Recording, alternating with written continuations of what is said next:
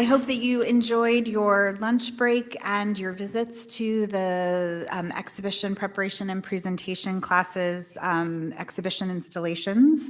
Thank you all for engaging so deeply with the students and asking great questions and sharing ideas and feelings. It was a really powerful session, and I'm already hearing feedback from the students about how much they enjoyed meeting everyone and hearing your thoughts. A quick note, well, two, nope, three. There's the survey again. I'll be peppering you about the survey. Please fill it out if you haven't already. And then also for those of you who are joining on the live stream, we do have a graduate student who is watching the chat. So if questions or comments occur, please do write into the chat and the student will offer those questions and comments into the room. And then the third thing is an update that I have heard from our colleagues who own the building where the mural in honor of Gebre Kristos Desta is painted at the corner of Porter and Main. They are Solon Clinton, Matthew Clinton, and Rebecca Bean. And they in that building, they've recently opened a bar kind of right adjacent to the mural, and they want to welcome you all to Norman. And so they will host us all for a drink and toast.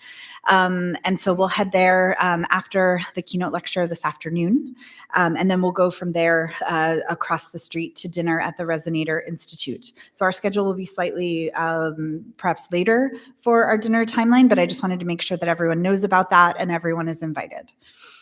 Okay, so now let's turn to our third panel, which is going to be chaired by my colleague, Robert Bailey, who is the Interim Associate Director of the School of Visual Arts here at the University of Oklahoma, as well as an Associate Professor of Art History. Robert's focus is contemporary art, but also does a ton of work with the exhibition programs in the department.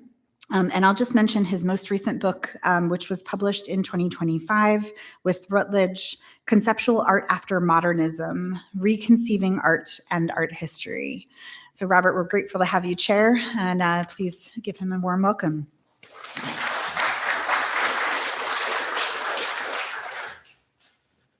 Thank you, Emily, for the introduction, and thanks everyone for being here. I'm really excited to chair our last panel before the keynote address wraps things up. This will be a very Oklahoman panel, and we'll be thinking quite a bit about the Oklahoma side of the cultural exchanges that we've been hearing so much about these last few days. I'm really excited to just get to the speakers and hear what they have to say. And as we have been holding questions for the end, we have a large number of people. We'll take up the whole stage here, and we'll get to talk to everyone at the end after all of the talks. The first person I want to introduce to you is Eyakem Gulilat, who is an artist in the Tulsa Artist Fellowship. He's also an alum of our MFA program here at OU, so I want to brag on him as much as I can. But I'll let Eyakem come up and tell you a bit about his work. Yeah. Okay.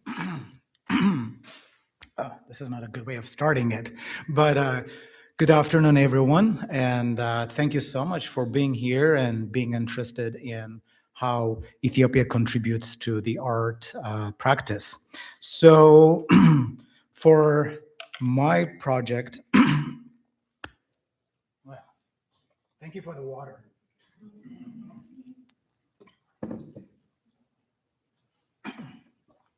Okay, so I'll be talking from two bodies of work that I have done here the last decade. And the title of the work that I wanted to present to you today is titled here, Inspiration from Home, Memory, Ritual, and Other Ways of Knowing. So I begin in Oklahoma, in a place that's often overlooked, but deeply intentional. Black towns built through vision, through resilience, through self-determination. This is where my work begins, when I first moved here to Oklahoma in 2007. Oklahoma is home to one of the largest concentration of historically all Black towns in the United States. I visited all of them, plus some unincorporated towns. So in total, I have visited about 36 communities. Anyways, so towns like Boli, one of the largest and most successful historic all-Black towns, and then we have Langston. This is a location of the only HBCU in Oklahoma, or HBCU stands for Historically Black Colleges and Universities. And Rainesville, for those of you that are blues junkies, you would find this place an amazing place. It's a 3-day nonstop dusk to dawn blues festival. These towns were founded by formerly enslaved people and their descendants who were searching for something very specific. And I think it's not just land, but autonomy. The ability to govern themselves, to build institutions, to define their own future. In these towns, Black people created entire systems of schools, banks, businesses, and of course, churches. These were not marginalized spaces. They were fully realized communities, places where Black life was centered and not negotiated. Oh, and I forgot about the slides while I was doing this. So, okay. So,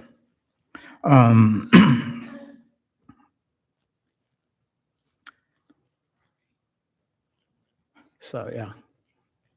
And then let's go here. Now I'll keep track of it. So, an Ethiopian American living in Oklahoma, I exist between two identities, Black and African, but in my case, Ethiopian and Kenyan. But this is not as a division, rather, but a connection for me. As I move through these towns, I recognize something familiar, not because my experiences are the same, but because the structure of belonging is similar. That is mainly because of community is always a foundation, ritual as a continuity, and presence was always knowledge.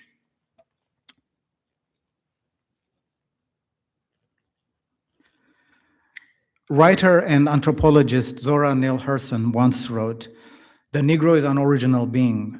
While he lives and moves in a white civilization, everything that he does touch is interpreted for his own use." Black towns in Oklahoma are a living example of this idea.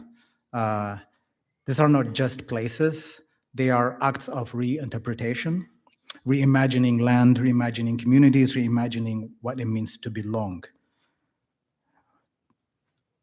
And though this town started out of oppression, they are a continuing expression of possibilities even today.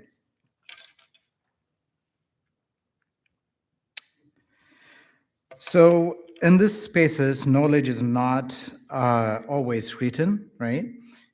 It is actually performed. It lives in rituals, in gathering, the way people come together. These are not just events, they are systems of knowledge.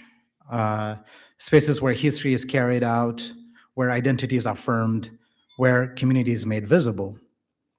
This is how knowledge moves through people and through repetition, through presence.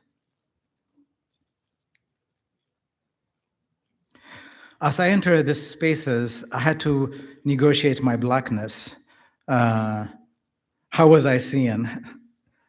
How I understood myself and how I moved within these communities. And very quickly, this places reminded me of home. Home for me then is defined by collective existence, by community, by storytelling, and by creativity. These are the foundation of how I came to understand the world around me. One of my earliest experience of this was through the Ethiopian coffee ceremony. Not through instruction, though instruction was heavily pounded in my head, but through presence, through watching and through listening and through waiting. And in fact, earlier on, we were talking about how some of the Ethiopians how information was passed down to them. I think Onjit was talking about her grandmother teaching her weaving, and somebody else talking about how her parents taught her some stuff. So in the same way, through this watching and through listening and through waiting, then we learn.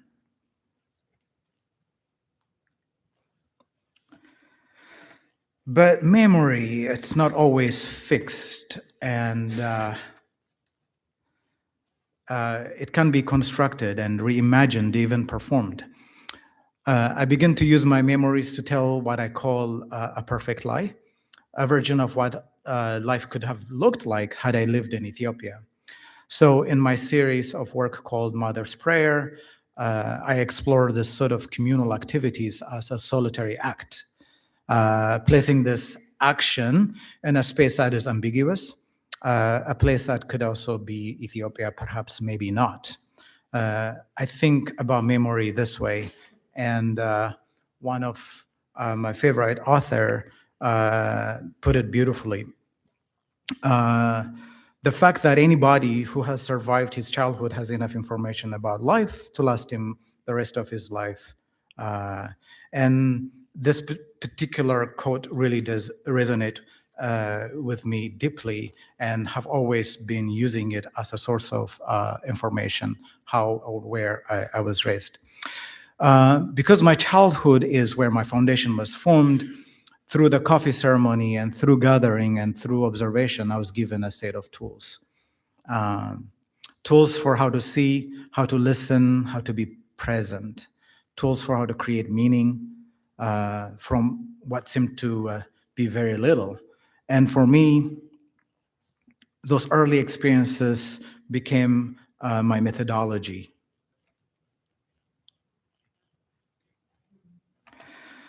So the coffee ceremony is not just something I do remember, and like other Ethiopians, I would also interject that I started making coffee when I was 7 years old, and I absolutely hated it.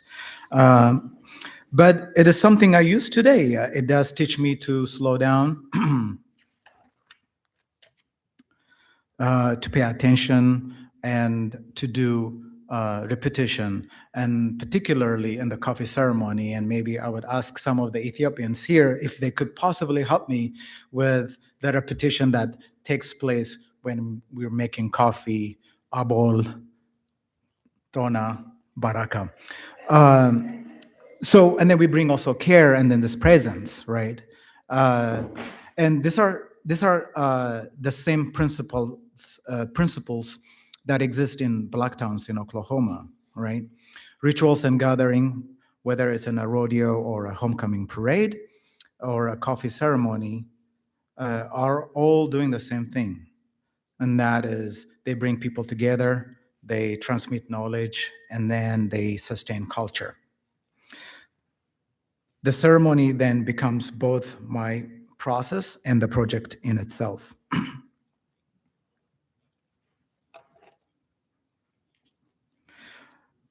So the last, the last couple of years, I have come to understand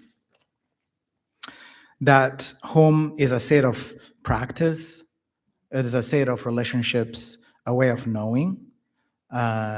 Knowledge lives in gathering, in ritual, in presence. These are systems of knowledge that teach us how to be with one another, how to remember, how to sustain communities. And for me, this becomes a methodology, a way of working that values time, that values care, that understands meaning and how meaning is created through people. I carry my experiences with me, and through my work, I bring a space where ways of knowing are held and shared and continued. And that is the end of my speech.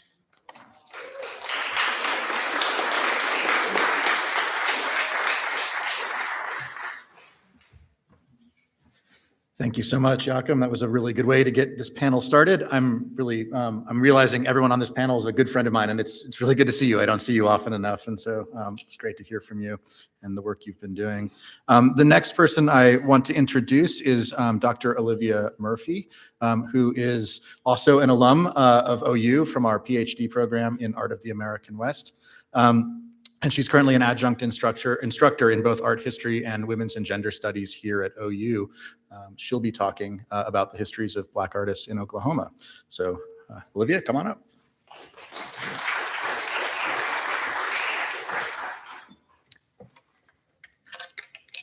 Okay, well, thank you for that introduction, and thank you all for being here today.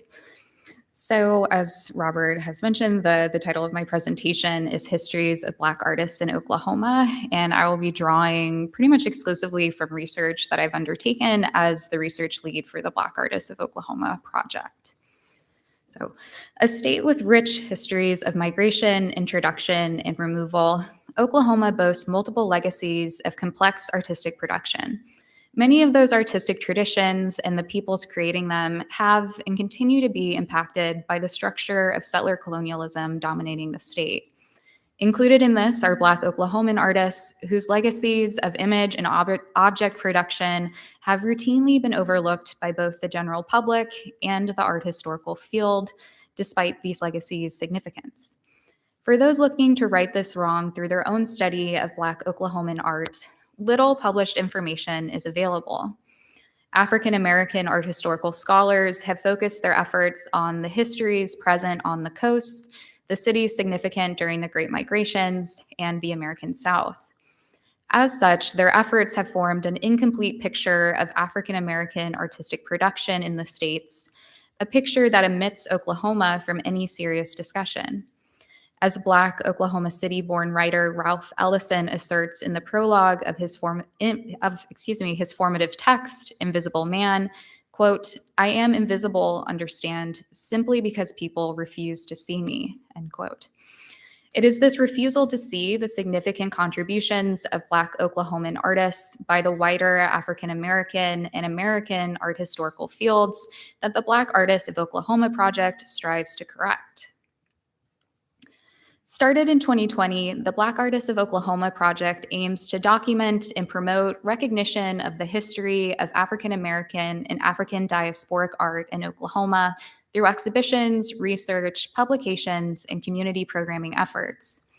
Based in the University of Oklahoma's School of Visual Arts, the Black Artist Project exists offline currently, but students, scholars, and curators have already utilized its database for a range of projects. The Black Artist Project's database contains both a directory listing basic biographic information for an ever-growing number of Black Oklahoman artists and folders for each artist, which currently number over 200, that contain images of their artwork, web links to significant sources about them, and scanned print materials about their practice. While the timeline in the Black Artist Project extends back to the early 19th century, a majority of the artists in the database are presently active. Emphasizing the need for this project, in November of 2023, the Black Artists of Oklahoma project received a $119,934 two-year planning grant from the National Archives National Historic Publications and Records Commission to plan a digital edition of the project through collaboration with community members, partner institutions in Oklahoma, and art historical and digital humanities consultants from across the country. These collaborations are significant in determining the future of the Black Artist Project, as we hope that its final form reflects the needs of the community that it's supposed to represent. Throughout the project's tenure, we have engaged both scholars and practitioners of Black Oklahoman art through various initiatives. These include an oral histories project that I have completed with over a dozen artists, as well as several exhibitions in the School of Visual Arts. Furthermore, in addition to working with K-12 educators in the Norman Public School system on developing curriculum based on a sampling of artists from the Black Artists database, we have hosted or participated in local community events discussing the project. Our efforts to engage students in the project have also included those at the university level, as Dr. Bailey and I co-taught for the first time in OU's history, a history of African American art course in the fall of 2024, in which students interviewed artists from the database and wrote research papers about their work. Now that I have stressed briefly the necessity and scope of the Black Artists of Oklahoma project, I will present a very, very condensed timeline of Black Oklahoman art. While not complete by any means, the following discussion will emphasize how a rich, informative history of African and African American art in Oklahoma can be readily constructed if one cares enough to look. After contact with European settler colonizers and the introduction of the transatlantic slave trade, slaveholders, including members of the 5 tribes forcibly removed to the area in the 1830s, brought Black individuals to Indian Territory in present-day Oklahoma. Thus, some of the earliest Black artists in what would become the state of Oklahoma were the enslaved individuals of white and native settlers, including those enslaved by the Creek Man, Headman warrior near Honey Springs in McIntosh County, Oklahoma. Active during the 19th century, these enslaved individuals, which included Stephanie, Serena, and Lucinda Davis, created utilitarian works of art for themselves and their enslaver's family. After the conclusion of the Civil War, many formerly enslaved individuals remained in Indian Territory and continued to work the land. For example, Cheney Richardson was born into slavery on the Charlie Rogers Plantation southeast of Tahlequah, Oklahoma. As her WPA oral history details, as a young girl enslaved by Cherokee peoples, Richardson learned how to weave cloth on, quote, a big loom, end quote, with her mistress and continued that practice throughout her life. In 1889, the federal government opened a portion of Native-occupied Indian Territory for settlement, which resulted in the Land Run of 1889. Enticed by the supposedly free land and opportunity to escape Jim Crow laws, Black settlers from the South took advantage of this land run and other waves of migration to Indian Territory and became homesteaders. Joining freedmen and other Black settlers in Indian Territory, Black homesteaders such as Mary Scott Bass or Mary Black introduced familial artistic techniques to the area. If there is any mention of Black Oklahoman history in surveys of art history, however, it is often in relation to the Tulsa Race Massacre and its visual ephemera. Living and working in Tulsa's Greenwood district during the Tulsa Race Massacre of 1921, an event where white Tulsa residents massacred Black residents and demolished the predominantly Black Greenwood district, Baptist minister Reverend Jacob Hayes Hooker captured images of the massacre as it occurred and the reconstruction of Greenwood in the days afterwards. Of the over 500 photographs taken of the massacre, Hooker's images are the only known photographs taken by a Black photographer. Following the Tulsa Race Massacre, Black artistic production in Oklahoma continued onwards, spurred in part by the creation of an art department at Langston University, or LU, in 1924. Located in Langston University, the state's only historically Black college or university, opened in 1897 and has been and continues to be a formative force motivating the production of Black art in Oklahoma. Several Black Oklahoman artists were seminal in the establishment and continued success of Langston University's art department, including Eugene Jesse Brown, Irbel Juanita Cotton, and Wallace Owens. Brown, Cotton, and others influential to the success of Langston University's art department, including Owens, Edward Grady, and Joyce Tease Jackson, were featured in the 2010 exhibit Langston Retrospective on LU's campus. A student of LU's art department, Wallace Owens returned to his alma mater in 1966 to teach visual art classes and serve as the chairman of the university's art department until 1980. In his early 90s, Owen remains very active in the Black Oklahoman art scene today. Beyond his role as the founder of the Owens Art Place Museum in Guthrie, Oklahoma, he is also a member of the Oklahoma City-based artist collective Inclusion in Art. Emphasizing the importance of artistic collectives to Oklahoman artists from marginalized communities, several Black artists are involved with Inclusion in Art, which describes itself as, quote, dedicated to promoting racial and cultural diversity in Oklahoma's visual arts community, end quote. In comparison, the Into Art Association of Oklahoma, Inc. began in the late 1960s with the contributions of Benjamin Mabrow, an artist of Ghanaian descent. Taking their name from the Bantu concept of Entu, meaning essence or being, The N2 Art Association meets monthly at the Langston University Oklahoma City campus and runs the Oklahoma African American Hall of Fame at LU. Beginning with N2, artist collectives have played a significant role in fostering the work of Black Oklahoman artists, especially those who have developed their artistic talents outside higher education institutions. These collectives include the aforementioned Inclusion in Art, as well as the Black Moon Collective, located in Tulsa, and the recently developed Oklahoma Black Artists Coalition in Oklahoma City. Starting in the late 20th century, several art museums in the OKC and Tulsa areas have also proven invaluable in their support of Black Oklahoman artists. The Oklahoma Contemporary Arts Center in Oklahoma City has hosted numerous solo and group exhibitions of Black Oklahoman artists over the past 20 years, including Tatiana Fazlalizade's Oklahoma is Black and Jakeen Park's The Black Land, Rituals and Rejoicing in African American Rodeo Culture.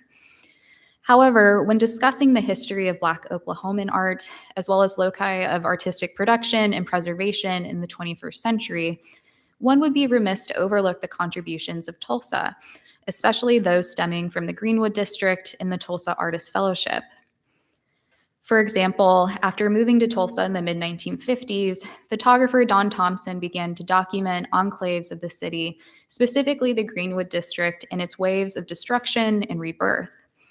While resources for Black Oklahoman artists rooted in the Greenwood District have ebbed and flowed over the past decade, the Tulsa Artist Fellowship has provided a stable source of support for artists of diverse backgrounds in the city. Created in 2015, the Tulsa Artist Fellowship is described as, quote, a place-based durational award dedicated to supporting visionary arts practitioners, end quote. Numerous artists that are included in the Black Artists of Oklahoma Project's database have received Tulsa Artist Fellowships and fostered enduring connections with the program, including Tia Simone Gardner, Caleb Lindsay, and Ashanti Chaplin. Chaplin, who has deep roots in Tulsa and currently resides in the Greenwood District, is a 2021-2023 alum of the Tulsa Artist Fellowship and currently serves as the Director of Office of Public Art and Community Partnerships for the City of Tulsa. Beyond her involvement with the Tulsa Artist Fellowship in the city of Tulsa, Chaplin also co-founded Central Standard, quote, an exhibition and engagement platform that positions Tulsa as a vibrant hub for contemporary art, end quote, in 2025. Lastly, while the bulk of the Black Artists of Oklahoma project has focused on African American artists, our research has also revealed that Oklahoma has a rich history of African diasporic artists living and producing artwork in the state. Specifically, fitting the theme of the symposium, a significant number of the included artists who are members of the African diaspora are from Ethiopia. As of 2021, Ethiopia was the 36th most common country of origins for immigrants to the Oklahoma City metropolitan area. Various branches of the Catholic Church in Oklahoma, including the Catholic Charities of the Archdiocese of Oklahoma City, have sponsored the immigration of both families and individuals from Ethiopia to the state. One such individual is the artist, whom I think you're all familiar with at this point, Gebre Kristos Desta, who was sponsored by Father Elmer Karl Robnett and the Blessed Sacrament Catholic Church in the southwestern city of Lawton in 1980. Upon arrival in Lawton, a city whose flat landscape was reminiscent of the Ethiopian lowlands of his home, Desta expressed in a local newspaper his hopes to, quote, be included in the community to make a contribution, end quote. Despite his short tenure in Lawton, Desta passed away in 1981, less than 1 year after his arrival in Oklahoma. He accomplished that goal. In addition to teaching at the local YMCA and donating artwork to charity auctions, Desta collaborated with students at a local high school on a mural. Reflecting on his move from Ethiopia to Oklahoma, Desta asserted, quote, I love my homeland very much, but when the conditions become so intolerable in your own country, no matter how much one loves his home, one must leave. It's a hard thing to do, end quote.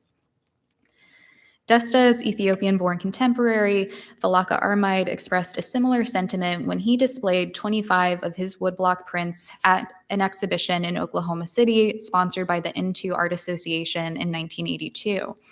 Discussing the show, Armai reflected that the artwork displayed represented his critical response towards the political repression that had occurred in his home country over previous years, a response that he was not able to express while living in Ethiopia out of fear of retribution. Several decades later, Oklahoman metropolitan areas still are providing Ethiopian artists support and avenues for creating and displaying their work. It feels kind of silly to speak about you right after you've been speaking, but Norman-based Ethiopian-born artist Eyakem Gulilat has utilized various funding opportunities for artists across Oklahoma, including grants from the Oklahoma Visual Arts Coalition to support his artistic practice. Overall, the history of Ethiopian diasporic artists in Oklahoma is rich and an important through line within the Black Artists of Oklahoma project. In conclusion, Oklahoma has a significant yet routinely overlooked role within the larger histories of Black America and Black American art that, well into the 21st century, is still not taught. In the oral histories and interviews that I have conducted for the Black Artists Project, all the artists that I spoke with admitted that, even though they are active players in the Black Oklahoman artistic scene, they learned very little about its history growing up. It's time to correct this wrong, to counter the refusal to see that Ellison describes, to look seriously at the artistic contributions of Black Oklahomans. Thank you.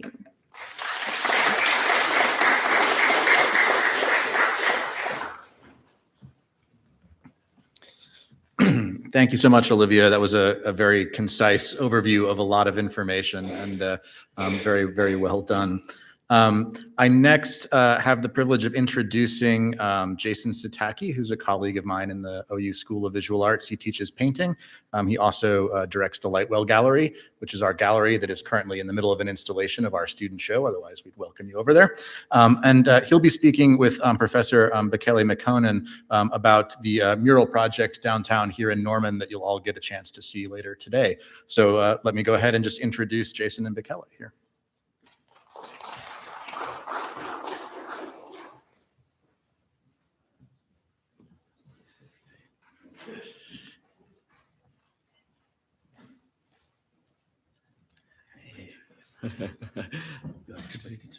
Okay. Thank you again for having me, and welcome everyone here at OU. And it's been a really interesting symposium, and can't wait to tell you a little bit about the project that I worked with students and a number of faculty and guest artists on last year to honor the topic of our symposium here, the connections between Oklahoma and Ethiopia, and specifically the work of Gebre, Kristos, Desta here in Oklahoma. So just to give you a little background, part of my teaching here at OU involves working with murals and developing a program where students can help design and implement murals and public art around Norman and within our community. And I was approached by Dr. Burns probably about 2 years ago about a project about potentially honoring Gebre, Kristos, Desta, and his legacy here in Oklahoma. And I was introduced to I should have included a slide here, but you all have probably seen the image of the mural that he did in the high school in Lawton, and the unfortunate repainting of that site a couple years back during the time of COVID. And so given that connection with his desire to work with his community and within a school and to work with painting a mural, we thought that a mural would be a great way to honor that.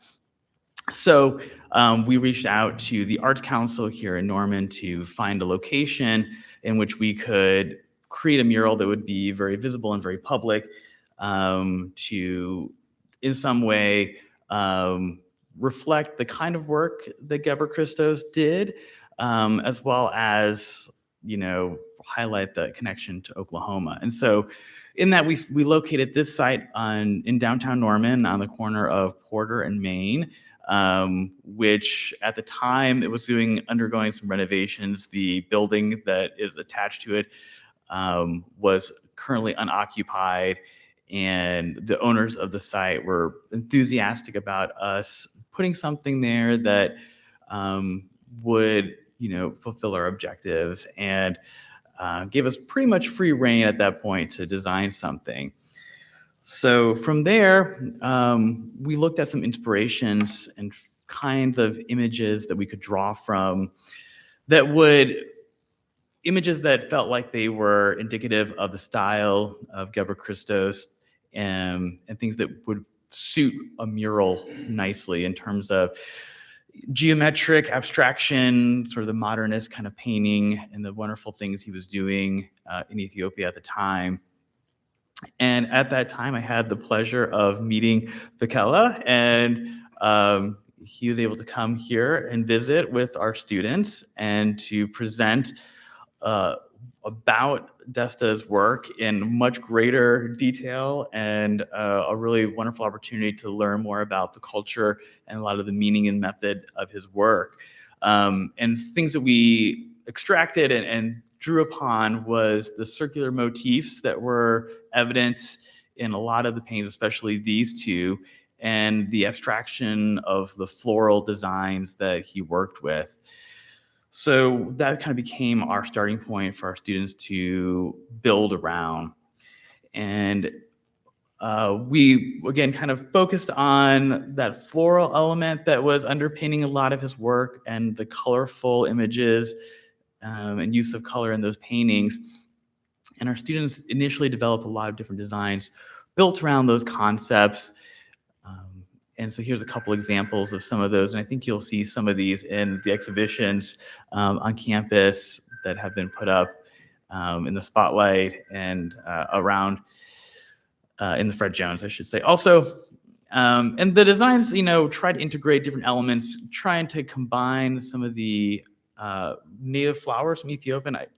I can't remember the name of the flower you had. Ababa. Yes, that one. As well as some text and things that might point to those narratives a little bit more in detail. At the same time, we were really inspired by the final painting that had recently been discovered in Lawton of the lantern, which you've probably seen in a different slideshow. And again, I should have included in this to show you some context. But our students did a lot of mock-ups and different designs, and we worked with Bekele to make sure that they were kind of true to Desta's vision and idea, and then we presented these to the building owners and a representative from the Arts Council who would be helping fund the project. And as it goes with public art, there's another negotiation that happens between ideas and concepts and the artist's inspiration, and then the public element of public art, I should say, in which it is on a site that is owned by somebody and has a specific function that is, also valued, especially if it's somebody that is going to be living with this on their building for a number of years. And it was pointed out to us that there was another flower mural adjacent to our proposed site, and perhaps floral elements were not as keen in the eyes of the building owner. So it sent us back to the drawing board, so to speak, and we decided to really think more about what the connection of land and memory and migration, immigration in the story of Gebre Kristos.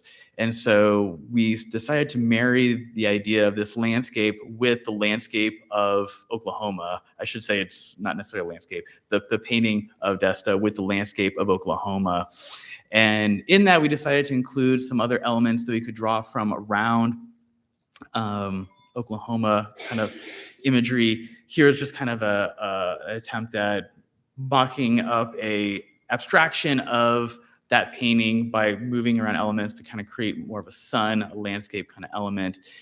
And then since he ended his life in Lawton, Oklahoma, the building owners were really excited about the potential of including the landscape from that area into our mural. And so we drew upon, I thought, the wildflowers and fields that you can find around Lawton in the Wichita Mountains seemed like a really interesting connection, as well as the Mississippi kites, who, if you're not from Norman or from this area, the Mississippi kites are a species of birds that migrate yearly here to South America and back. They're coming out about right now. If you're walking around Norman, you'll be seeing them flying around. And so we found that as a nice visual metaphor to talk about these kind of journeys and movement that's kind of inherent in that story. And so with that, we decided to, play around with a lot of different color variations, trying to balance the approach and formal strategies that Gebre Kristos has in his work with also the colors reminiscent of an Oklahoma landscape, and settled on a few ideas that everybody could agree on, and I felt like was a solid mix of both of those elements. You also notice in these compositions, the EDO moniker is the name of the district that was painted on the wall, the east downtown area of Norman, and so that was part of the grant we received, was to make sure that that was included in our design. From there, our students got straight to work on painting the mural. They had to, get on site and mark out where the composition was going to go and make it fit the wall nicely.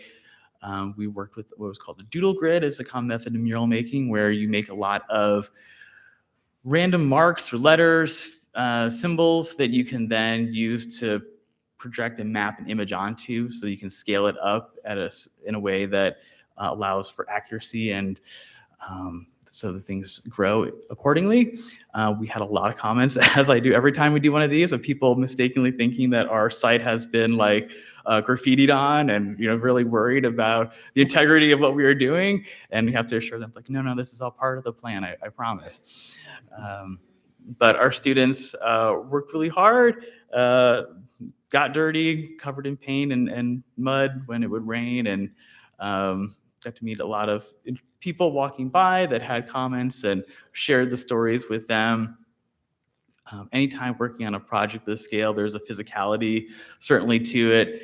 And, the challenge is we had this wonderful ramp in front of the site that allowed us to think of strategies so we could get ladders and other elements without rolling away and students falling off and worrying about the safety and certainty of their well-being during the project. And of course, we executed this in spring, which ended up, getting very warm. And all in all, we ended up completing the mural last spring, and we're really satisfied with the results. That feels like you can still pick out the composition of Desta's in the piece, while also kind of pulling in some of those floral motifs and the Oklahoma landscape. That's kind of a testament to that connection that we can strengthen our communities by seeing those connections of the people that exist here. So. Yep. Nothing to add. He said it all. Yeah. Yeah. Jason said it all. Just to add a single point, maybe we have been providing them with lots of patterns and motifs from home and from here. There is a lot of work to come up with this successful marriage between the two vibes. And I remember his alphabet, a lot of flowers, motifs from his works, but still, I remember it's unforgettable. I mean, the level of enthusiasm with the young ladies and boys, and the passion to the story and the work, the process. So successful since I left. We have been communicating with Jason, and it's quite a wonderful result. Yes. Great. So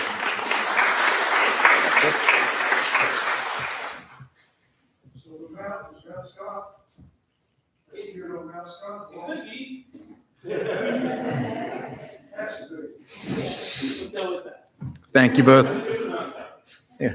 Thank you both so much. It's good to hear some of the backstory to that image that I see now just about every day driving around Norman. I like to think though that EDO, it can stand for East Downtown, but it also stands for Ethiopia, Desta, Oklahoma. So yeah, not bad. Yeah. All right. Good for me. Yeah.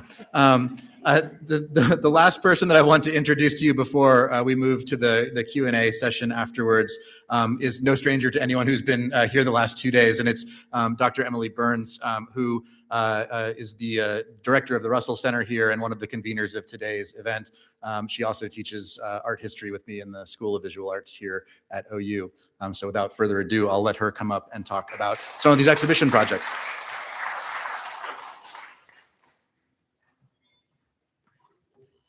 Thank you all so much. Yesterday I was talking about some of the threads of this exhibition in terms of inspiring creativity across communities and time. And one of the things I was thinking about, Jason and Bekele, as you were speaking, is the other sort of exciting thing that has emerged out of this project has been the role of collaboration. That it has invited us across the community. Like, I was really excited about the mural and, was interested to try to help facilitate, but I'm not an artist, nor am I a curator. And so to have the opportunity to reach out across within my school to someone who does do mural painting and who was so gracious to embrace the idea. It is also the first time I've ever been involved with a public art project. And so going to the Norman Arts Council meeting to kind of pitch the idea and to see an excited group of people who were really invested immediately in the story and excited to support it has really changed the way that I think about being an academic and the ways in which the university can engage the local and broader communities through the work that we do. So what I'd like to talk about for my contribution this afternoon is the student exhibition projects. I won't spend too much time on the content of the shows because all of you have walked through them, or most of you. I see some people who weren't able to attend that, so maybe I'll give a little bit. But I thought you might be interested a little bit in the kind of generation of the concepts for the exhibitions. And then I have some kind of in-process photographs to share with you. OU has recently started for undergraduate students a museum studies certificate. And as part of that, a class focused on the construction of exhibitions. It's called Exhibition Preparation and Presentation. That the start of that class on our curriculum gelled with some conversations with Jim Whiteley, who some of you met when we went to Lawton or yesterday at the symposium. He is the curator of the Museum of the Great Plains in Lawton. And he was, like many of us, really excited and energized by the finding of the lantern painting. And I asked Jim if he might be interested to collaborate with me on an exhibition project for the gallery at the Museum of the Great Plains that at that time had an exhibition about coffee, actually. And it was a space about kind of half the size of this room that we're in, with one central wall. And then you could kind of walk around in a sort of U shape in the space. And so the original concept, I asked my colleagues as we were planning the curriculum if I could teach this class 2 springs in a row, so that the students in the first spring could develop the concept, could make a checklist, could research the artworks, and could kind of do everything but install the project. And then the following spring, the students would inherit that material and massage it a little bit and then bring it to installation. And it didn't pan out that way. As you all know, these exhibitions are now here on campus. So essentially last November, the museum was told by the city of Lawton that it needs to close this winter for renovations for a year or maybe more. And I thought, oh, shoot, I've already planned my class around this project. What can I do?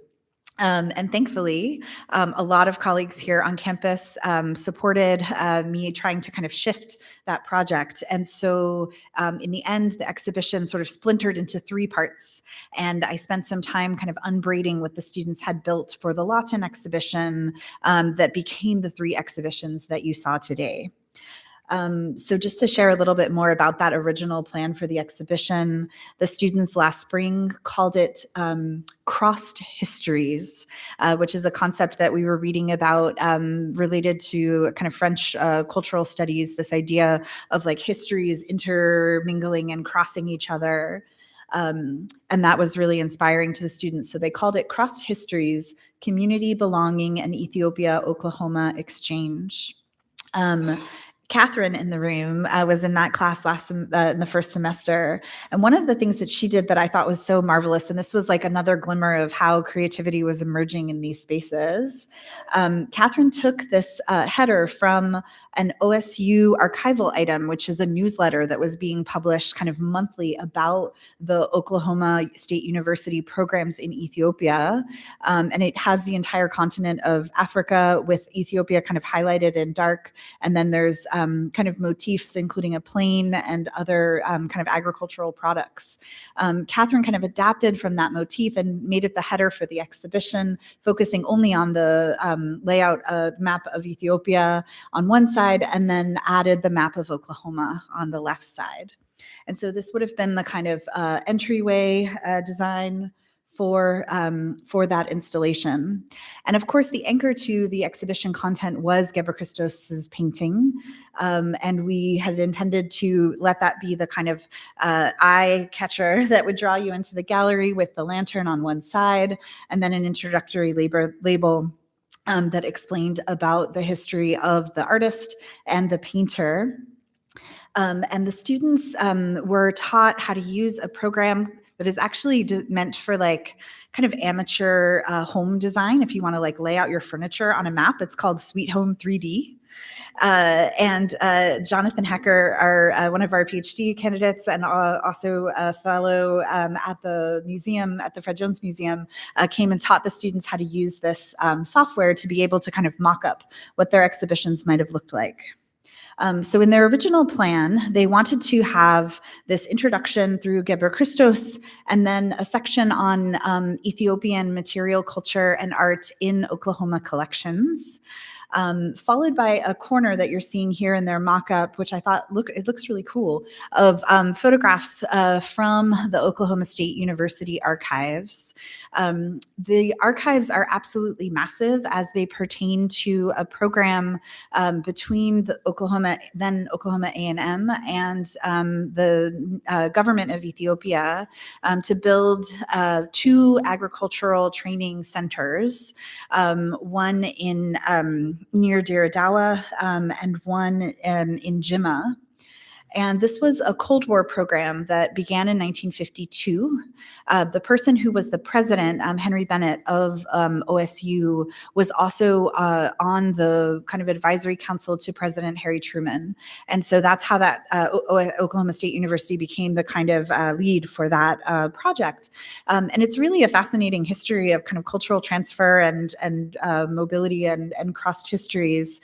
And there is both a kind of official archive of the press photography from the university, but then also tremendous personal archives of OSU faculty who went there. Many of their children grew up in Ethiopia through that program, including our 2 guests here, Jack and Gary. Both lived in Ethiopia for a long time in the 1950s and 1960s because their parents were faculty affiliated with this program. And so we wanted to highlight both the official representations of that program and more personal kind of family stories and experiences and memories that were produced in that corner. This object made it through to the second version. Many of you may remember it now from the Spotlight Gallery. But then also thinking about the role of Oklahoma in the life of Haile Selassie. He was the first head of state to ever visit the state of Oklahoma on his state tour in 1954. And its inclusion on his itinerary is clearly part of the longstanding, 2 years old at least, dialogue between these 2 institutions at this time. And while there has been some historical scholarship on this material, there's really never been an art historian looking at this material. So I think there's a lot more to do to kind of work through this body of archive and photographs. And then the students wanted to have a large section focused on displacement and Ethiopian artists in Oklahoma. And it included the same 3 artists who are represented now in the Fred Jones Museum, Eyakem's work, and also Gebre Kristos Desta, and then Falaka Armide. One of the things, and Wendy, you may appreciate this especially, they wanted to blow up that print that you sent us to like monumental scale in the gallery so that it would be this kind of confrontational image with you as you entered that space. Earlier, Kate mentions the Czech writer and philosopher Willem Flusser, and he was someone that the students read and really got attached to as we were talking about the history of Gebre Kristos Desta last spring. Flusser had the unfortunate experience of being displaced at least twice in fraught political climates in his lifetime. And his writings about creativity, migration, and displacement are really powerful. One of the concepts that he talked about is this notion of Heimat, or like a sense of home that is tied to your kind of place of being and place of origin. And it's something that's kind of ineffable and inexplicable, but it's something that you carry with you. And for Flusser, and Henry James writes about this too, if you don't leave where you're from, you don't necessarily notice that you have a Heimat, because it's just like embedded in you. But if something pushes you to leave where you are, once you leave and you're in a new place, you understand that kind of feeling and sentiment and attachment. And so one of the quotations that the students really liked from Flusser, and they wanted to put it on the wall in the exhibition, was just after he leaves his Heimat and begins to undertake a kind of self-analysis that emerges, the feeling for Heimat will grab hold of his guts and make them feel as if they were being turned inside out. This really like visceral thinking about the feeling of loss emerging from displacement. And we'll come back to Heimat again in a minute. And then the exhibition in Lawton would have ended with the students' designs for the murals and then the final mural in Oklahoma City. So after we regrouped and took up the project again this semester, the themes sort of shifted a little bit, and we homed in on 3 different topics that were part of that original show. One focused on Oklahoman artists in Ethiopia that included the same 3 artists. Although we talked about the notion of Heimat, and we also had a set of long conversations about accessibility in the museum. And, you know, is the concept of Heimat clear? Is it going to be off-putting to readers who kind of see a foreign term and don't, even with a definition, feel a little off-put by it? And so we talked about what it means to kind of embed the concepts that you're wanting to address rather than kind of explaining them explicitly in the gallery space. We also had a lot of conversations about so we have this exhibition in the Fred Jones, and then in the Spotlight Gallery, which is a small, kind of very temporary 2-week creative space in our department building. We migrated the OSU Ethiopia story, but decided to adapt it to focus it more on coffee as a motif of connection and exchange between the 2 places. And then, as you have surely seen here in the Russell Center, an exhibition focused on Ethiopian material culture in Oklahoma collections, all mostly drawn from Chester and Linda Cowan's generous loan to our class group of belongings that they collected in Asmara, in what is now Eritrea, and they were collecting from the Kanu station in the 1960s. So we talked a lot about how to make these exhibitions fit together, even though they're not in contiguous spaces. And then we also talked a lot about how to make the exhibition, or how to leverage the spaces that we had, from a kind of very professional museum setting that is climate controlled and has security guards, to a space that is open 9 to 5, that is quite informal comparatively, to a space that is a research library and an archive. And one of the things that we did was to try to leverage the kind of different needs of those spaces. So for instance, in the exhibition on coffee, you notice that the students decided to set up a coffee ceremony and included coffee beans for the olfactory component in that space as well. But again, the students didn't want them to feel like 3 separate stories, because they are really integrated in their concept and in their stories. And so there were a couple of strategies that they came up with to connect them. One was that a student made some designs from the textiles in the Russell Center exhibition, and the students all loved the green and white tibeb of the Asmara dress that is standing here on this table, which was a parting gift when Linda was returning to the United States from Ethiopia that Chester commissioned from a maker in Asmara. And we used this as a runner in all of the exhibitions, in the design and the labels, as a way to try to make them seem connected.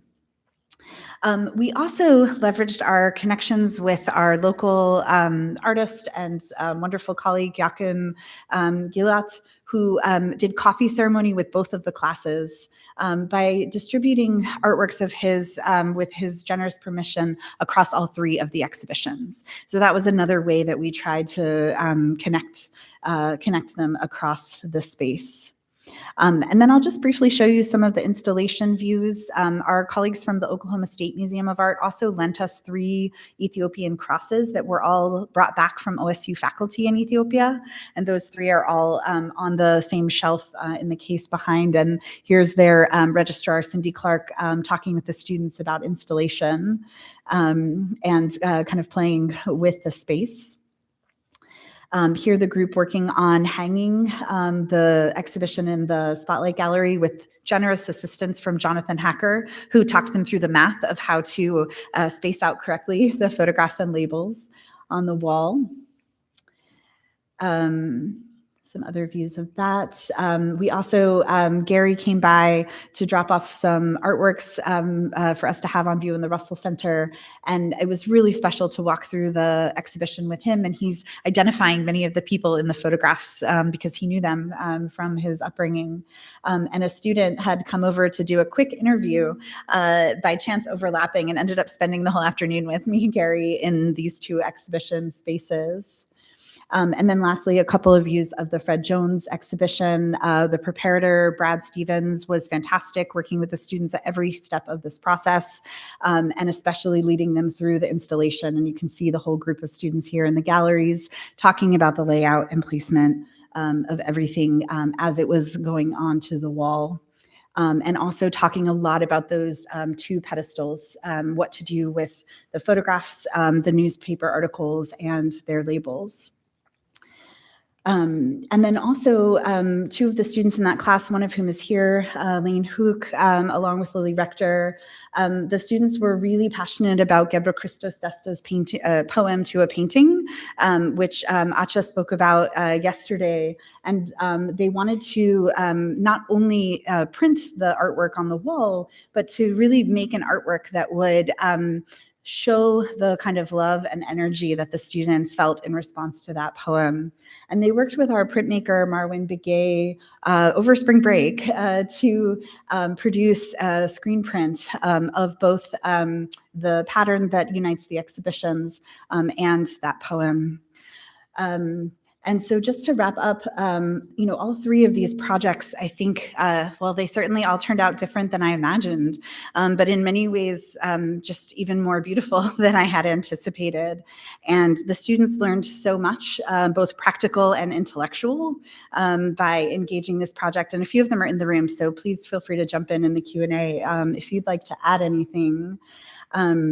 But I think a lot about the kind of what Professor Acha was talking about yesterday about the motif of the circle, that it's both a complete and incomplete form.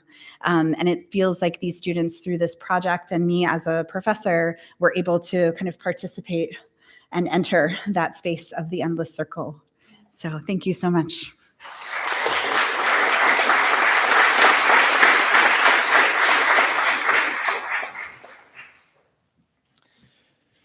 Thank you, Emily. And we're going to move to the Q&A section of things now. But before we do, let's have another round of applause for Emily Burns for organizing this symposium.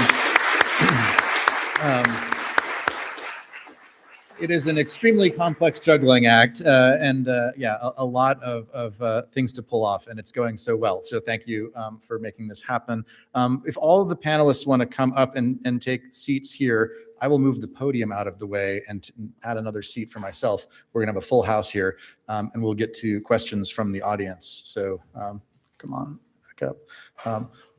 Bekele, you're gonna stay in the back?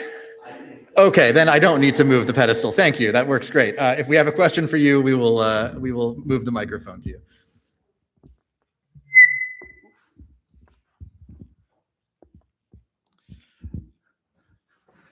Before I open things up to everyone else, I had an observation listening to all of these fantastic presentations, and I wanted to maybe ask a question for everyone to get started. We're here today thinking about cultural connection and what happens when people move from one place to another and cultures encounter each other, and things happen that you might not expect would happen. For me, the thought to ask this question came in the Spotlight Gallery, looking at the photograph of Emperor Selassie meeting A.C. Blue Eagle, who's a native artist from here in Oklahoma. And if you had told me that had happened, I wouldn't have believed you. And when I saw it, that phrase, seeing is believing, that's not true. I saw that and I said, no, that can't be real. And I looked at it again and no, that's what the caption says, like this really happened. That's an incredible moment. And something that you just wouldn't expect was possible, except that it's real. And so the question that I wanted to ask everyone as we're thinking about this notion of cultural contact and exchange and reciprocity, are there moments where you see this sort of thing happening in art or in culture more generally? And what are your thoughts about what Ethiopia and Oklahoma meeting can bring? So I'll open that up to anyone who wants to field it first, but I'm curious what everyone has to say about that topic.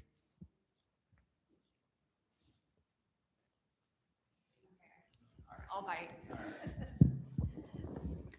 So I think not being from Oklahoma, I'm from Iowa originally, that I was sort of unaware, like I think many Americans, of how complex the histories of migration in the state are. You have the forced removal of Native nations to the state, but also, as I think I was able to discover working on the Black Artists Project, and as the symposium really illustrates, you also have movements of international migrants to the state. And these movements are not unidirectional. People are constantly moving within the state, back to their homelands, back to their home state, and coming back. So I think when we started on the Black Artists Project, this was certainly a thread that I had no idea would arise, but it's been really wonderful to flesh it out a bit. And I think the symposium is, fantastic. Thank you so much. I think that's such a rich question. I think I spoke in the introduction yesterday about rethinking the art of the American West, emerging from these stories. But I think the other two kind of threads that emerge for me are one that the world is so much smaller than we imagine it to be. And I think so much more kind of diverse while entwined. And I think these stories bring that to the foreground. And now I've forgotten the second thing, of course. If it comes back to me, I will. I'll just add that from my perspective, I've been really excited to learn more about the kind of complex histories of the state. I'm also not originally from Oklahoma, and having moved here, just been blown away by my expectations and understanding of this place constantly changing. And this was another example of, for me, learning about the deep connections between Ethiopia and Oklahoma, and the amazing histories that are still have not been explored to the depth that others have, and we're still learning about. And that's been really fascinating. Yeah. Sorry, I remembered my second thread. The other piece that jumps out to me is about kind of the transhistorical and the ways in which we also think of the past as far away from us, but all of the artworks and the exhibitions and all of the stories that many of you have shared over the last few days show us that it's not actually in the past, that all of these things are perpetuating in the present. And so I think there's a way in which when I think about the OSU story and I think about Gebre Kristos' story, for me, they're all happening simultaneously through the kind of the messages and the lessons and the complications of all of those stories.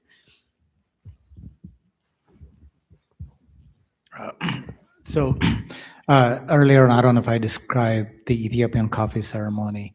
So it is just an excuse to get together and talk about what we are, whatever topics that we want to discuss about, and whatever business or social decisions that we want to make, right?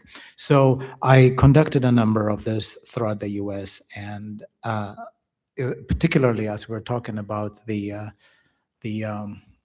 Mississippi kite. I did a coffee ceremony with the Comanche community, and there is the SAI. This is the SIA group, which are federally mandated, not mandated, but commissioned space where Native Americans could actually raise eagles so that the feathers are ethically acquired by different tribes to use them. So as I was doing this and then talking about this idea of reciprocity, of course, when I do make the Ethiopian coffee ceremonies, I'm very braggadocious about how coffee originated in Ethiopia and that Ethiopians need to control the narrative of that. And in that space, they had a bird from Ethiopia. I don't know the exact eagle. It's an eagle. It's black. It's got afro head on it. I don't know if you guys know what I'm talking about. What is it called? Okay. Anyways, nonetheless, so the person that was putting it together asked me, "Hey, Eyakem, can you guess where this bird is from?" And of course, I said Ethiopia, and I had no idea, but it was. And this is a community that actually does a deep research for the state of the country of Spain and Saudi, and all their auditor needs are fulfilled in Lawton area. So that bird, this is weird, so I'm going to say it anyways. According to Bill, has never ever made a noise. But the moment it smelled the coffee ceremonies that I was making it was actually it was quite loud. But I don't know what to make of this, right?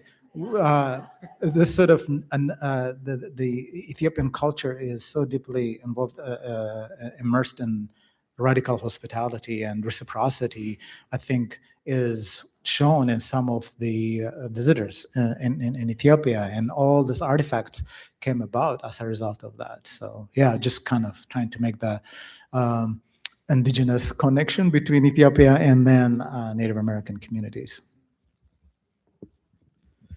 Thank you all for really rich responses to that question. We'll open things up to the general audience here. I see a hand.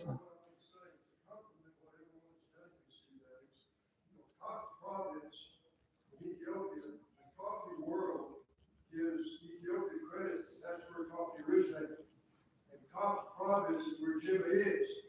Now, they had a lot of demonstrations at the building of Mr. Rap, Folger's Coffee took him to Kansas City before we went to Ethiopia and trained him and told him what they were to do regarding coffee. Well, he and Stanley, his family were there about 15 years.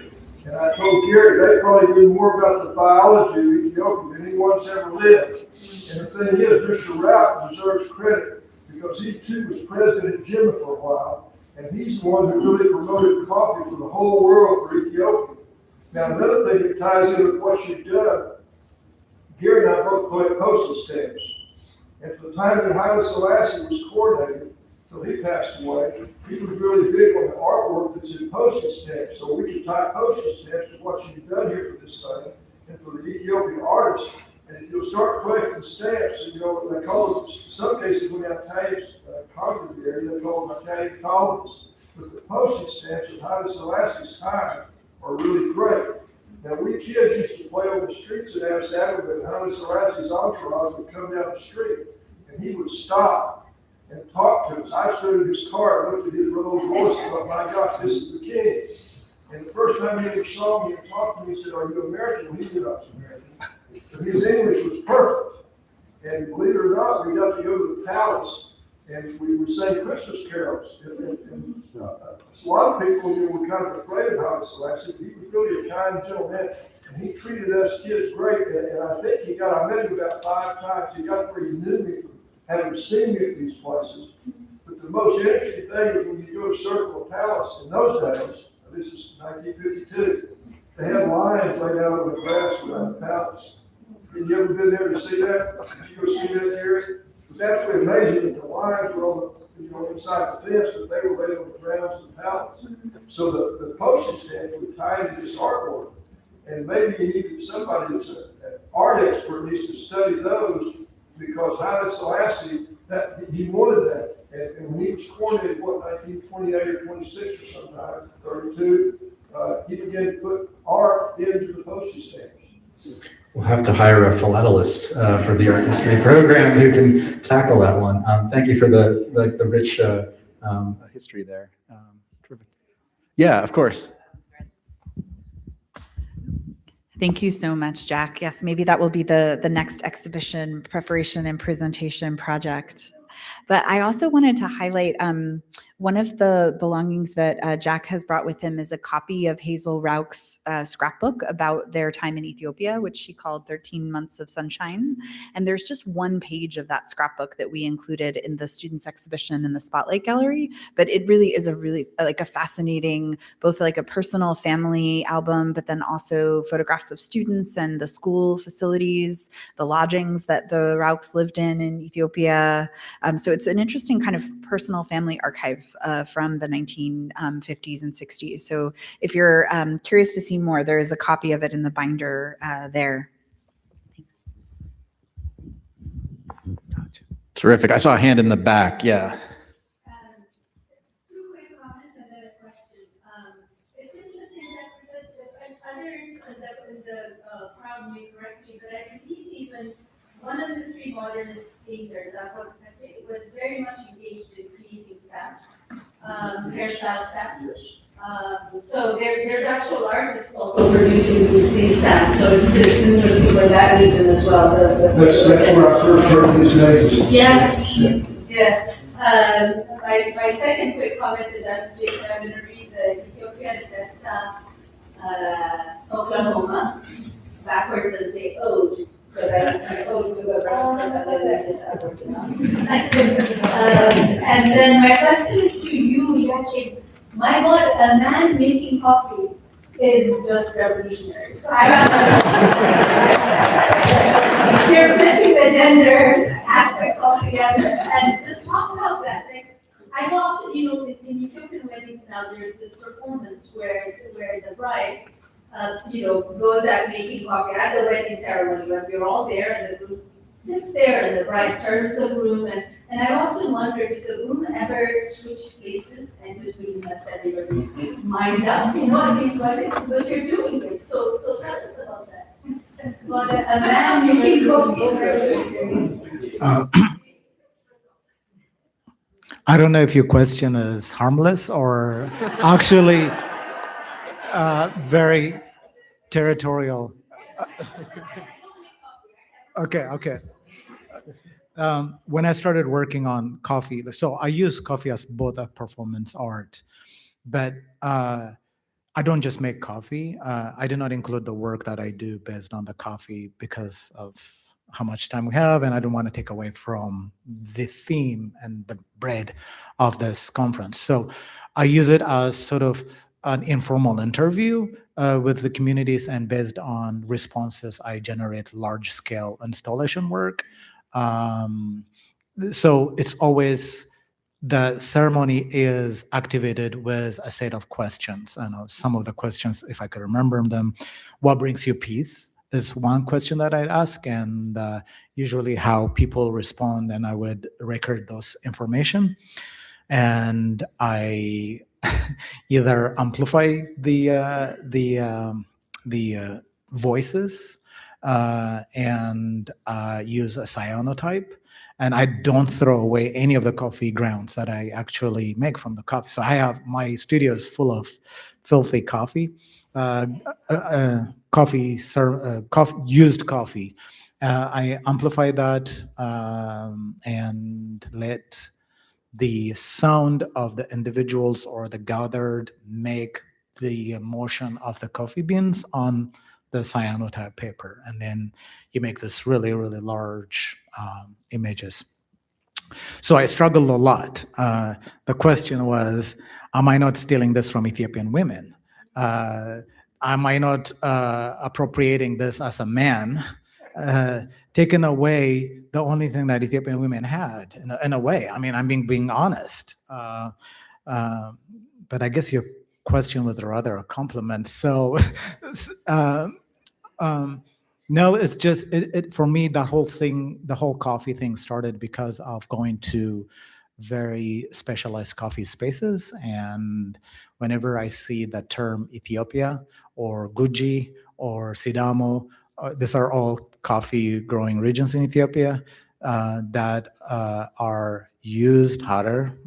Did somebody harder? Okay, did you say? Okay. So I went to this coffee shop and I was so excited to see this name on the board. And I told the person that was preparing the coffee, hey, I'm from Ethiopia. I'm so excited that you have an Ethiopian coffee. And his literal response was, so. And so that begins this journey of I need to make coffee. And I'll show you how to drink coffee too. So. Well, the Abyssinian Islands, they refer to it originally as Abyssinian Islands, the origination of coffee.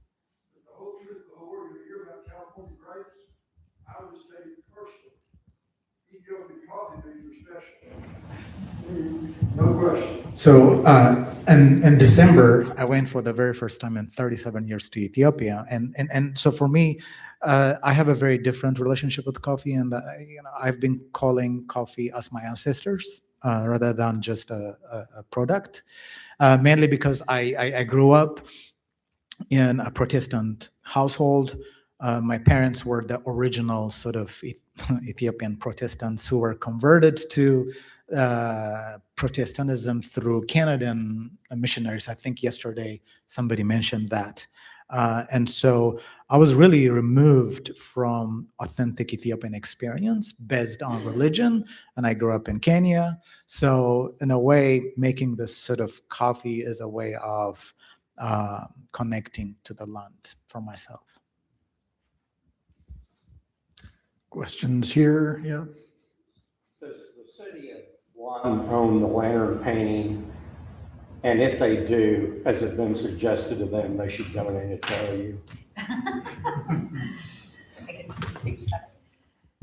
Thank you for that. Yes, the city of Lawton does own the lantern painting. And I think that they may have, the article that Kate found mentioning city, it said painting plural, I think. So it makes me wonder if there wasn't at some point an additional artwork that maybe they acquired out of that exhibition at the Gallery of the Wichitas. But no, there has not been a suggestion that they donated to OU, but I think it's because that Lawton is an important piece to this story, and the speakers and some family members went to Lawton the day before the event, and I think we all, it was like a, what do you call it? A historical point tour where we went to the sites where we know that Gebre Kristos was in that place. And I think that picture is deeply tied to that place. And so the city recognizes that it doesn't have the kind of storage facility that's ideal. And so they will probably store it in the Great Plains Museum, which does, but I don't think they would intend to.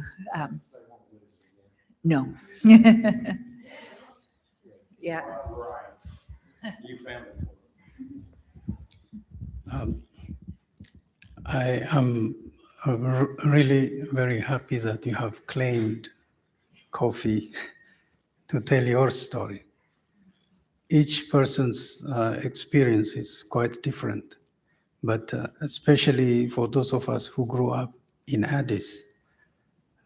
I know of coffee simply because the woman in the village, in the Mercato area, in the immediate sense, they invite each other for coffee. Simply, there is a need to solve problems of daily life through that.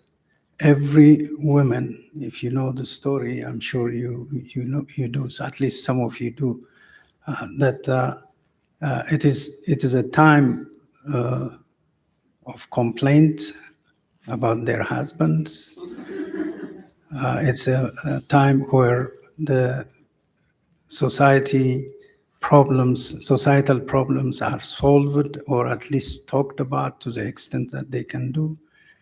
They talked about ways to improve their surroundings. So it is a very important gathering. And daily, when I was much younger, my mom, when her turn comes, would send me to the village, and I had to go to everybody's house and said, "This is my mother's turn to make coffee, and it is ready." So everyone comes with whatever they have planned for that morning. Some come with a basket that they have to finish making out of straws. Some come with fatala, spinning the cotton, with all kinds of things. Whatever they are doing, they bring it there, and while they talk, they do the same too. So I used to sit in the corner with my grandmother, and especially it was a time that sugar was being produced by saying there was an advertisement that said that it would make you bigger like an elephant or something. Yafafal, እንደዝሆን ያፋፋል የሚል. So these incidents are how we were introduced to coffee. So when they added sugar, and my grandmother would be very seriously involved in the discussion, I will be taking one of hers, and that's, mind you, I was maybe 4 or 5, but that is how coffee was introduced to at least some of us. But so it is very important as a social gathering and a discussion of daily life, especially for women, because the men have gone to work somewhere out there, and then the women are the problem solvers. So.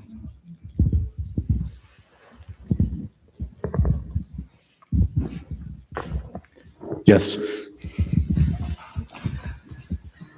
We're heading around the microphone. We need to be very careful not to point it towards the speaker. Okay, Steve Mack. So my question is for the man who makes coffee ceremony.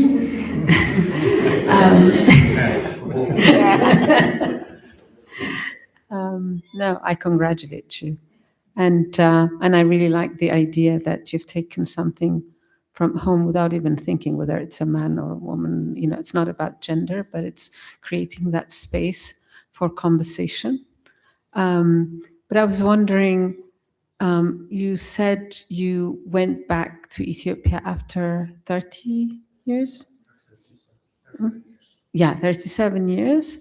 And I imagine you encountered the coffee ceremony there. My question first is was it the way you imagined it? Because even if you had seen coffee ceremony being performed here, it could never be the same. That's the thing in terms of your senses as well.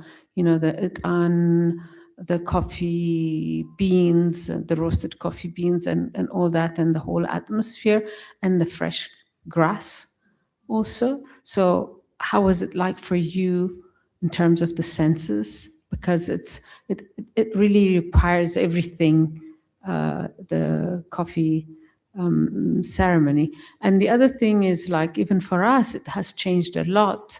I think it's the past, if I'm not mistaken, almost 20 years or maybe less.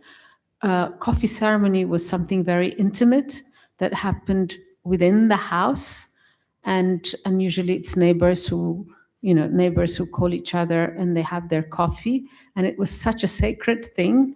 And you, they were mentioning it. You sit there and they share their thoughts and worries, and they come with their cotton or other things to finish, and they do that, and they talk about their children, everything. But nowadays it's so, it started first in the big hotels. Now it has become a very tourist attraction item where that intimacy and community thing is now a public thing, where even the way it is made, there is something artificial about it too, because the jebena cannot hold more than a certain number of coffee cups. So, but this is done almost industrially, although it's handmade. And then in the hotels, where they do perform music for tourists, and then now it has even gone out, and it's literally in the streets.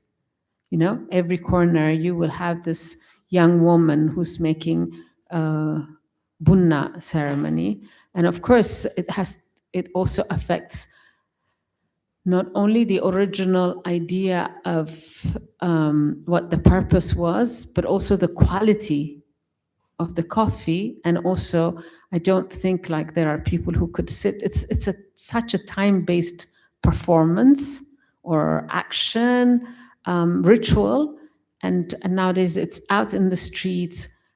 It's performed for tourists, and even the time.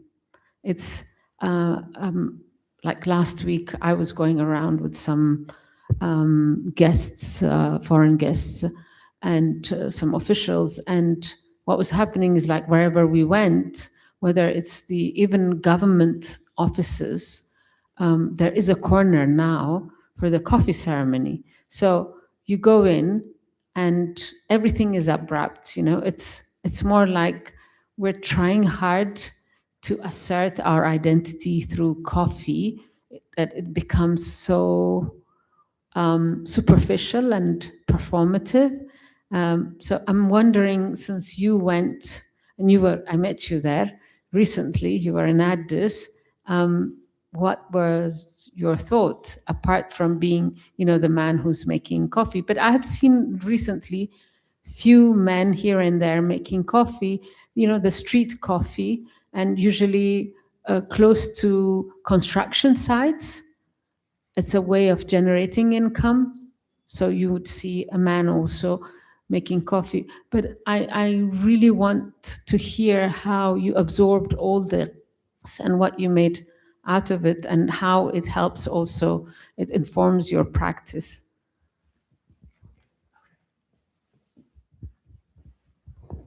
Thanks, Robert. That's a very complicated question.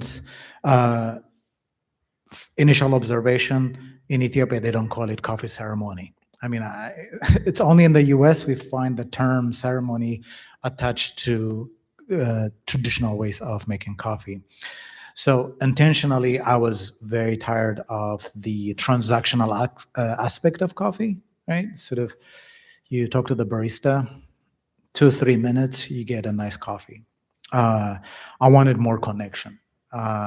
So when I make my coffee, I tell people, look, if you do not have an hour and a half, just go away. And the act of being fully present in that space is part of the artwork. And that has been a nice way of sort of filtering out those that should not be there.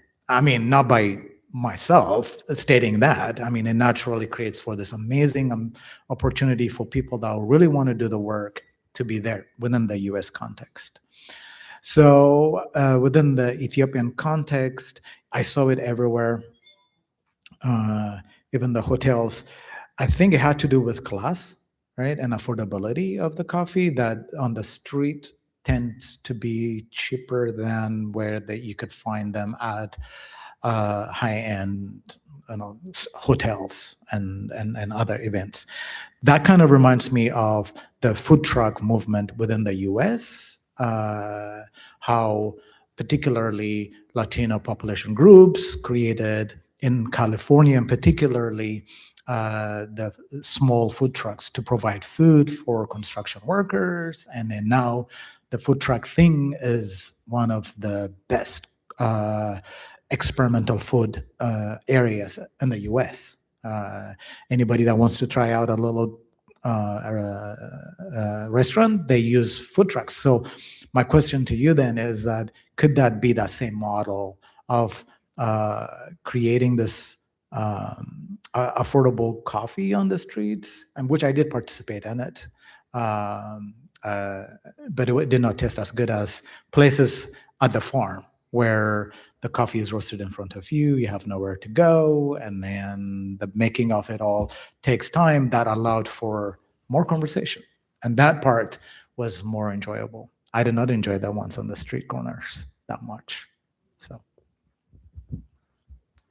Just want to point like this business is already extended up to politics.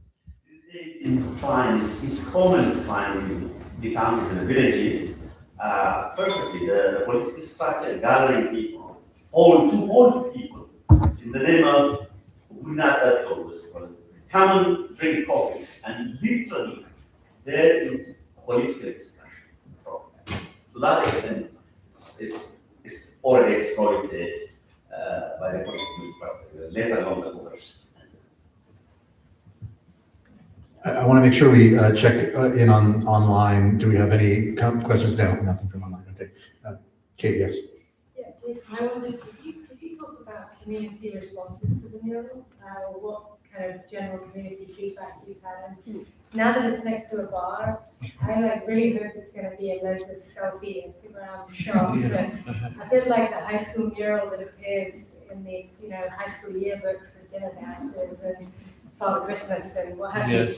I kind of love the idea that this mural is going to be a backdrop to a space of great fun, hopefully in Norman. So could you maybe speak to that? Yeah.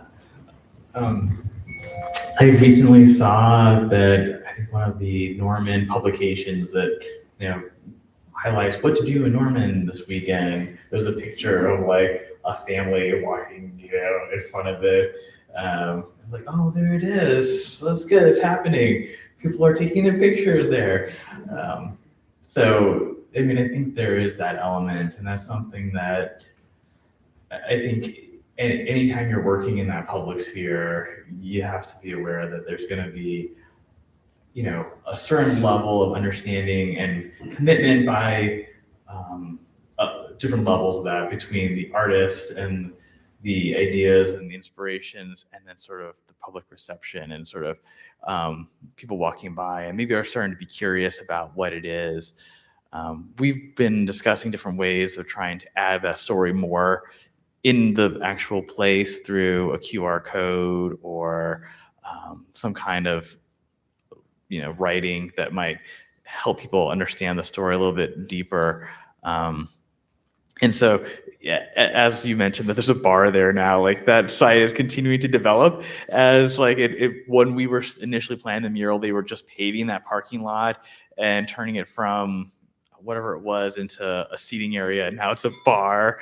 And so, when they were building that, they were like, this is going to stay though. So whatever they're going to put in the bar is going to work with this. And they were trying to actually put some landscaping in that felt connected to the image. So there's a certain element of, I think the owners are aware of the importance of the ideas and that connection and trying to honor that. So I hope that continues to stay. And I hope that, people walking by at least or driving by, find an initial interest, maybe want to come and take their picture, and eventually maybe find some more information about that. I'm actually in the initial stages of another project that's going to be working with potentially mapping murals and things here in the Norman/Oklahoma City area, and hoping that might be a way that we can embed that information in that history. Yeah. And we have a monthly art walk, and that's ground zero. It's downtown. It's the hippest part of town. You guys are going to see ones of you who go to that area where the resonator is. It's like the cool part of town. Yeah. Yes. We like to make sure there's something there. I think we've been kind of waiting till that, business gets up and we figure out what's going to remain on the walls there, and figuring out what method is best. Because a plaque would be great. you know, we talked about a QR code, but then again, that tends to be, has an accessibility issue. You have to have a smartphone or some way of accessing that. So, yeah.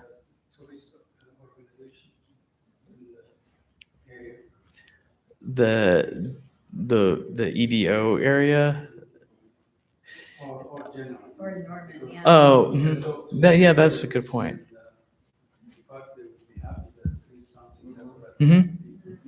Yeah. When we were initially planning the mural, the students really wanted to include some of his poetry into the project, and it didn't quite make it into the final design. But that was something we had also talked about as a way of including some of that on a placard or some kind of literature around it that would make a deeper connection.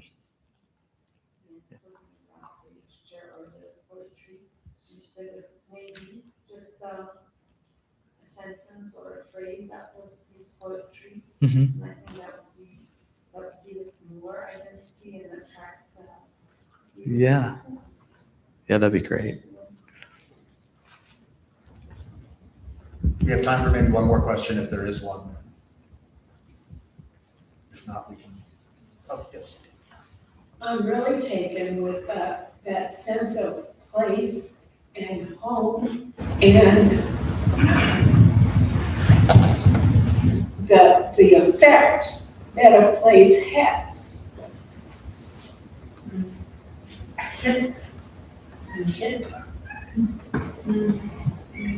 This just is such a memory for me.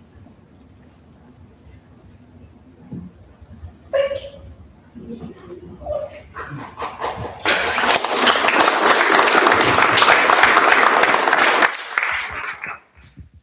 I think that's a perfect note to wrap up on. I just want to thank all the panelists again. And Emily, do you want to say a word or two about what comes next? Surprise, yeah. 3:30 for the keynote lecture, if anyone didn't hear that. Thank you all.